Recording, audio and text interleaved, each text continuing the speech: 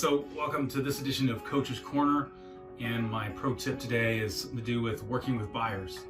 And spring is coming, it's just around the corner. What do we have a lot of in springtime? That's right, open houses. And so my pro tip of the day is never let your clients go to open houses without you. Hey, besides the obvious fact that you don't want your clients talking to other agents, you really don't need them going into homes they can't afford. We need you to do what's called controlling the narrative, right? So I first learned this when I moved to California. We had just sold our house in Chicago. I had gotten relocated out there, and we were working with our real estate agent, Bob. And Bob is a top producer. He does $75 million a year down in South Orange County. Still a top producer to this day. Ultimately, Bob ended up becoming my mentor when I got into real estate. So we were looking at a house, and a nice house. We liked it a lot, and as we were coming out of the showing, this house was in a neighborhood, kind of like a subdivision within a subdivision, and they were building brand new multi-million-dollar homes just, a block away. And there were new construction models in this community. And so we're coming out of the showing, we're talking to Bob, and we're like, oh yeah, we're gonna go head up to that, some of those models and go check out those models. And Bob looked us dead in the face and said, no, you're not.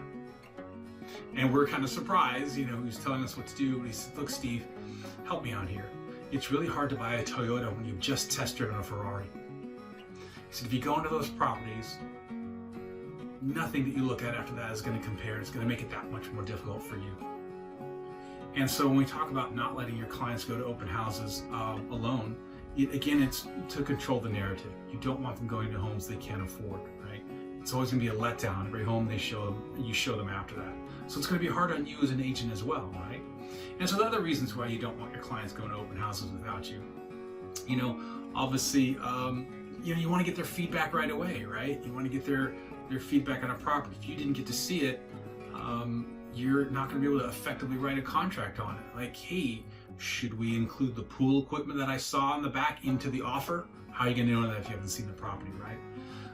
Another reason is, you don't want them revealing confidential information to that agent in that open house. It could be on that listing, or it could be on another listing that the agent has, right? That listing agent or the agent in that open house isn't bound by confidentiality for your client, so you need to explain that to them. Right? Oh, we had the greatest talk with the agent. We told him how we just got $1 million inherited from Aunt Marge. Don't do it. So ultimately, if you must, and there's a rare situation, you set clear expectations for your buyer in that initial consultation. If there is a situation or an emergency where they do have to go to an open house unaccompanied, here's what you do. In that initial consultation, give them a stack of your business cards, right? And then tell them this. Like, look, I want you to keep the stack of business cards in your car. If you do for some reason have to go into an open house because I'm not available or I can't get one of my colleagues to go with you, take out one of these cards, hand it to the agent in that open house, and tell them that you're working with me. That way they're going to leave you alone, right? What's the side benefit to that is now your client has a stack of your business cards in their car for them to hand out to their friends and family. Cool, right? Another, side note on this whole situation is also never let your buyer clients go into a new construction property without you. You need to be there on the first visit, or else it gets very, very difficult for them to pay you. In many instances, those builders won't pay you at all. We want to avoid that too. So here's my quick tip of the day. And then, to follow up on the story, we did end up buying that house that we had seen with Bob. And after closing, we did, of course, go into those multi-million-dollar new construction models, beautiful homes.